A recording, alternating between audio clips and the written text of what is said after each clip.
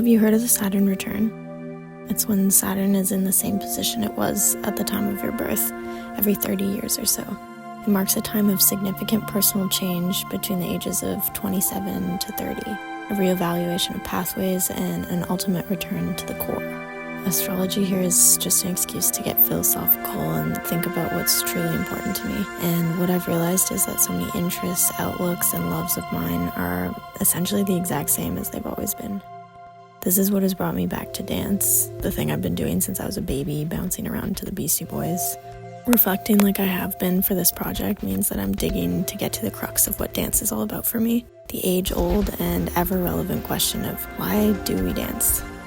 What I've experienced these past few months through workshops, repertory, watching shows, consuming art, studio exploration, and just the sheer amount of time I've spent moving my body every day has led to the emergence of 3 keywords: catharsis, alchemy, and surrender. To me, these words are the simplest distillation of concepts that I deeply value in dance and in life, which really are just the same thing, aren't they? Let's see how these concepts connect to a broader artistic landscape and how they represent current and future explorations and questionings in my dance practice.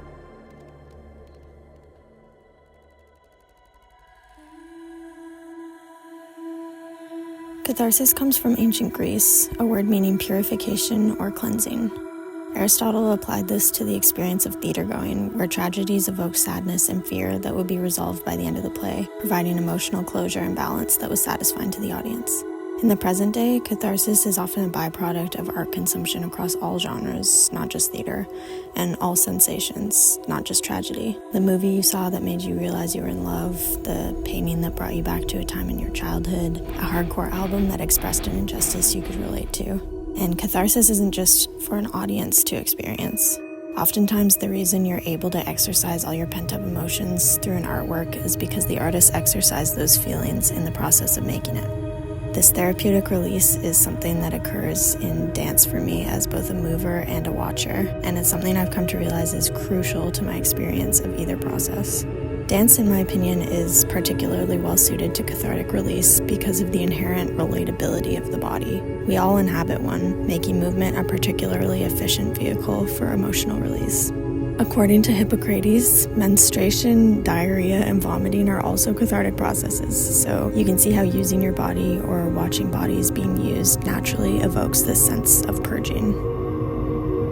So how is catharsis actually achieved? It seems like this mythical process, but Leslie Bitong sought to find out what specific elements in a choreography produce an emotional response in the audience in her paper, Generating Catharsis Through Dance. She uses Crystal Pite and Hafez Schechter as examples of contemporary choreographers who are successfully doing this, as they connect with the audience on a visceral level. They use emotionally imbued movement to relate to the viewer, allowing them to engage in the work.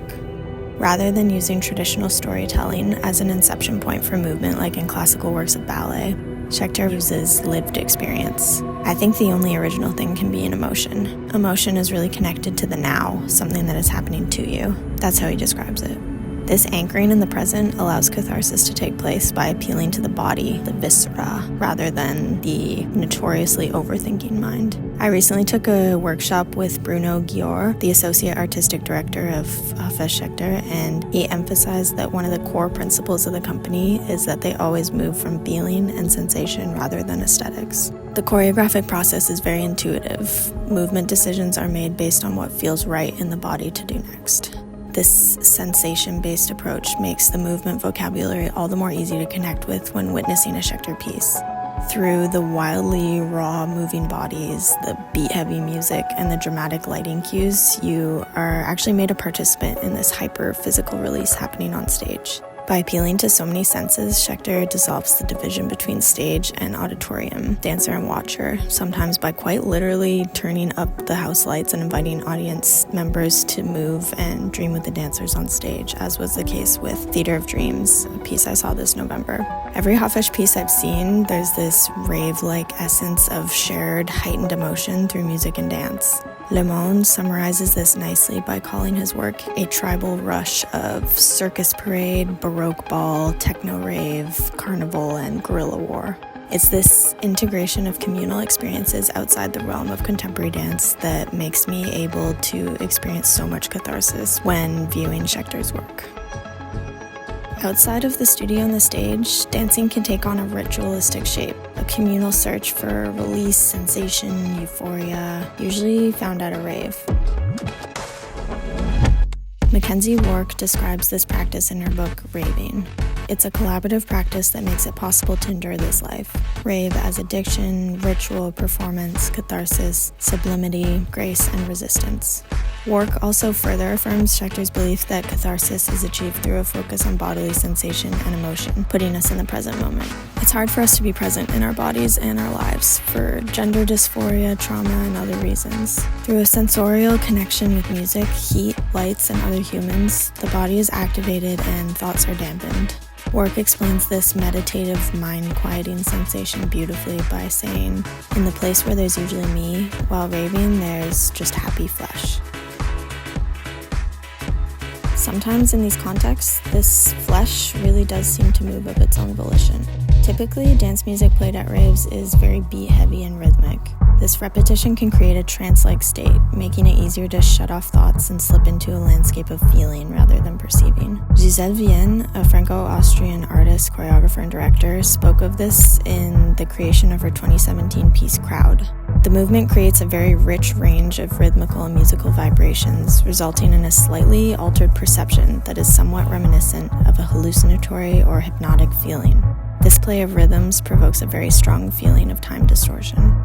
The phenomena makes me think about something that I learned in my study of electroacoustic music in my undergrad, the concept of entrainment. Entrainment is the tendency for two oscillating bodies to lock into phase. So in this case, the two bodies are our biology and the rhythm. According to the entrainment effect, when listening to music, our heartbeat actually starts to align with the beats in the music, which explains why it sometimes feels like we are moved rather than choosing to move, making catharsis easier to achieve.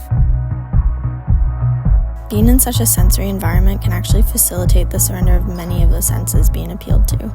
Conversely to watching dance, when we dance ourselves, sight is not strictly necessary, and sometimes the dulling of it can actually allow for an easier release of emotion. Without the element of performance in the traditional sense, as in other eyes watching and judgments being made, a more intimate experience is created. Again, Wark describes this phenomena. There's a lot of fog and dim reddish light, visual sense tamped down, kinesthetics ramped up. The build and release gentle. It's a wander through wonders. There's a coolness to it, room for the dancer's own emotions to bloom and fruit. These emotions might have more room to blossom in a setting stripped of any technical expectations, choreography to be recalled and produced, the formality of lights, staging, and a seated audience. Connecting with other dancers in the space, there's no separation of audience and participant. Everyone, though in a deeply intimate process with one's own body and psyche, is connected by the same musical beat and shared dance floor. This brings about the power of improvisation and catharsis. While it's also very possible and arguably very necessary to somewhat lose oneself emotionally within a choreographed work, sometimes the process is easier when the brain is creating movement à la minute. This raw process of translating emotion and sensation into movement without the intermediary brain processing of, does this make sense? Does this look good? Makes catharsis all the more available. In my experience, a flow state can be entered, one where I allow the emotions produced by the music to move me, and bodily sensation to dictate what is explored next. Sometimes I find myself in tears during or after improvising because it's unlocked some emotional door that I didn't even know was there, and afterwards I do feel cleansed of something. So sure, catharsis can be manufactured to some extent, as proven by the results of Leslie Bitong's piece, What Remains, as the intent was to generate catharsis in an audience through emotionally imbued movements, which she deemed successful. But what's truly at the core of catharsis is less quantifiable when the mind shuts off and the body takes over. As Tom put it in his workshop week, when you're too in the default mode network or the thinky, you may need to engage more embodied direct experience. Broadly, for me, this is raving, improvising, listening to music, experiencing other artwork that inspires me, whether that's dance or film or fine art. As someone who has trouble expressing their emotions through words, my feelings will become pent up and start to eat away at me. Dance, and any kind of art to be honest, is a way to release these emotions safely and to get the relief or the resolution that comes with catharsis. Being in tears towards the end of Dancing Where We Came From, or the physical relief after an intensely active class with Sade, seeing the raw viscerality of 𝙚𝙢𝙗𝙚𝙗's Theater of Dreams, dancing with friends at a rave in a church, improvising to a burial song by myself in the studio. These have all been moments of cathartic emotional release for myself since starting the course. So my further questionings are, how do I get even more connected to my own body and emotions and help others to connect to theirs through dance? How can I bring meaningful everyday life experiences and emotions into the contemporary dance space? How can I use vulnerability and performance to communicate and create sensation and facilitate human connection?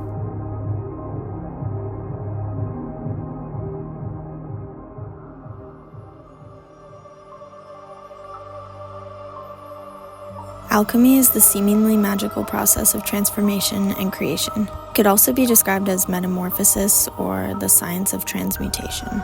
On a more philosophical level, it's a spiritual quest that involves purifying yourself of fears, negative beliefs, and limiting perspectives to achieve growth and inner liberation. Relating this to performance, Tom from 𝙚𝙢𝙗𝙚𝙚 agreed that everything in dance is transformation. Paraphrasing him here, when we dance, we're transforming ourselves, the space, and the energy.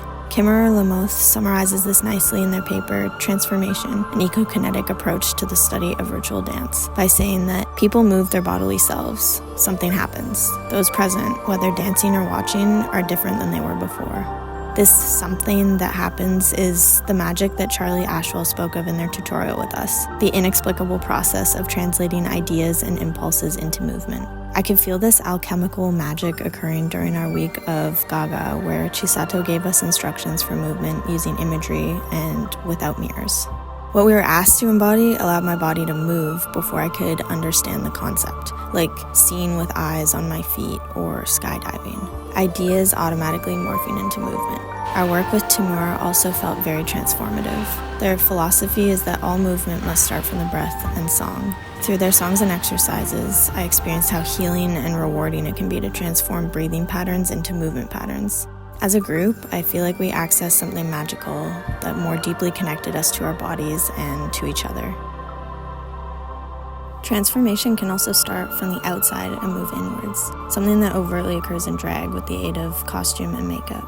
I had the pleasure of seeing 𝙚𝙢𝙗𝙗𝙚𝙚, an American drag queen, perform at a club this September. Though I'm sure people still would have been excited to see her perform out of drag, what really makes a performance like this exciting is that she's going to show up looking like a larger-than-life interpretation of femininity. Extravagant costuming, exaggerated makeup, and over-the-top lip-syncing. It's her transformation into and performance of a hyperbolic character that gets the audience excited and changes the energy in the room. I've experienced this firsthand when performing in a costume, dancing on stage with the band /Need, where the uniform is a pantyhose mask with giant painted features and fetish wear. Having my face covered allowed me to inhabit the right character for the music and perform at a more heightened level in order to drum up audience hype. Transforming my idea of self through the costume allowed me to shapeshift into some kind of sexy demonic force. Art of all kinds is transformation. There's always going to be something inexplicable in the magical metamorphosis of idea to actuality. The alchemy of drag, gender fluidity, and the conjunctio explains that in Jungian psychology, alchemy is referenced metaphorically as it deals with the act of transformation and its culmination in the stage of conjunctio, the conjunction between opposing forces or qualities that can birth new possibilities. Based on this description, alchemy is inherently non-binary. So how can juxtaposition and opposition in dance create more impactful transformations and break down more binaries? Where does the most transformation take place in a dance performance? Is it in the mind of the dancer, the body, the audience, the space, or the energy? How can the metaphorical idea of alchemy be used therapeutically to help dancers connect with their inner selves? How do external elements such as costume, makeup, and setting transform a dancer and audience's experience of a performance?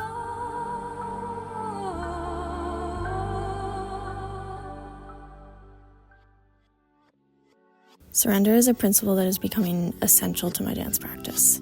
To me, this is the choice to give over to everything, to a force that feels beyond myself, but in actuality is just my subconscious taking over, going with the flow of time and coincidence, impulse and intuition. Ultimately, I think this abandonment of ego is actually where you can discover the essence of your being, whether it's through movement or simply a mantra in order to get through a tough situation.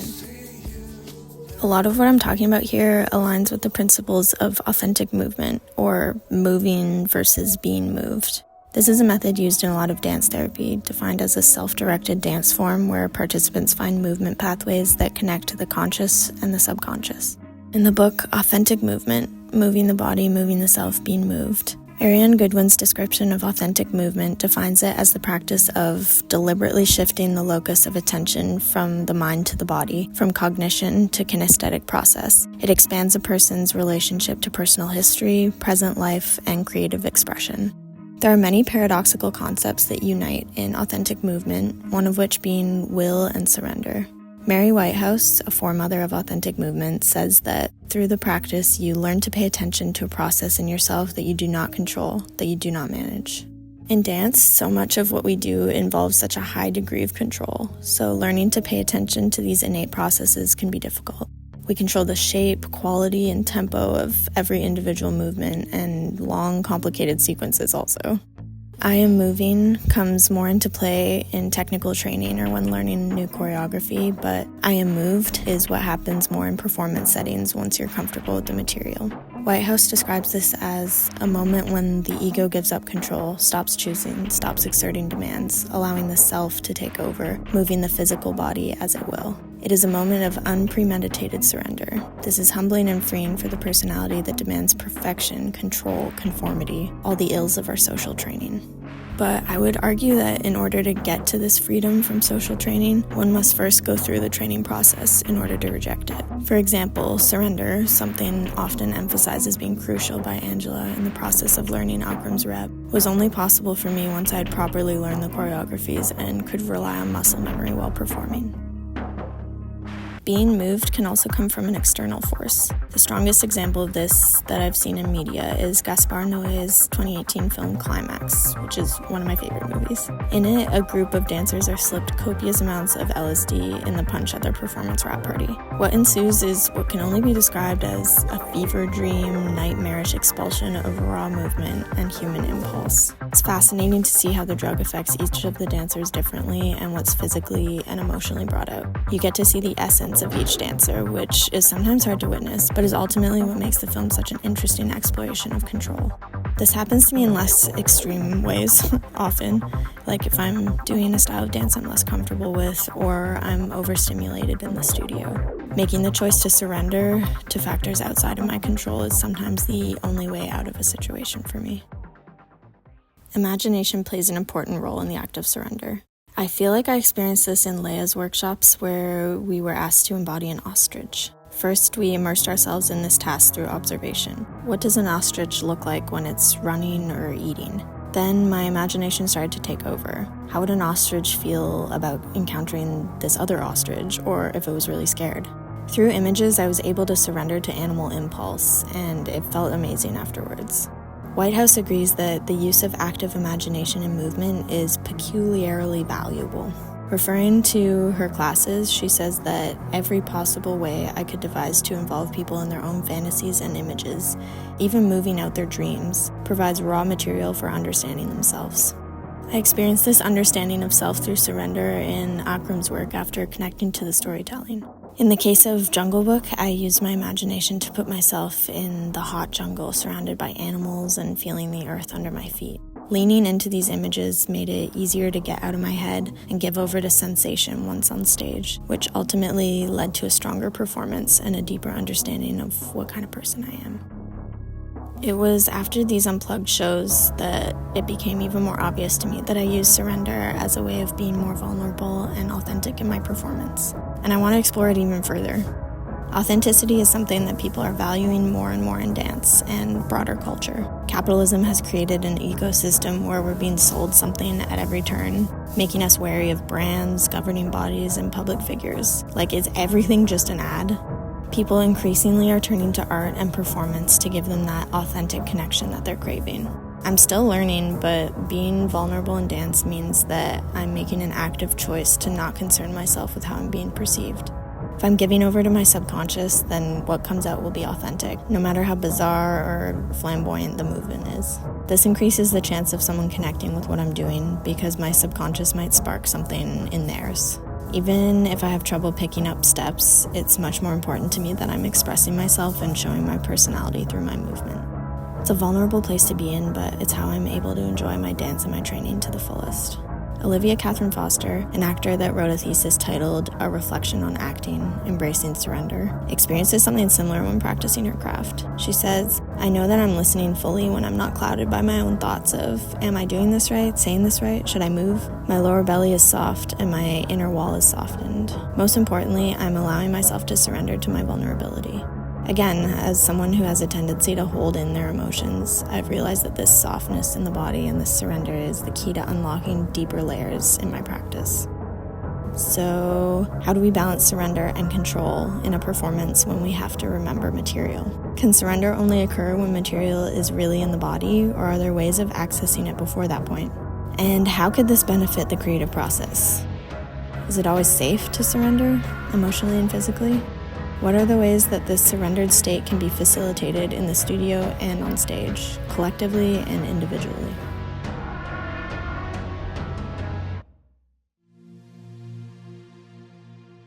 All the keywords that have come up for me throughout this unit have a similar ethos in relation to dance, releasing or transforming or surrendering to emotion in order to connect with ourselves and others, and ultimately to heal.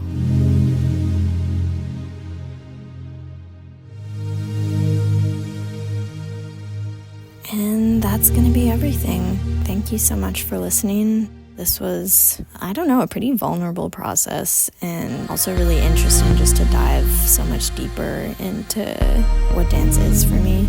So yeah, can't wait for what's to come.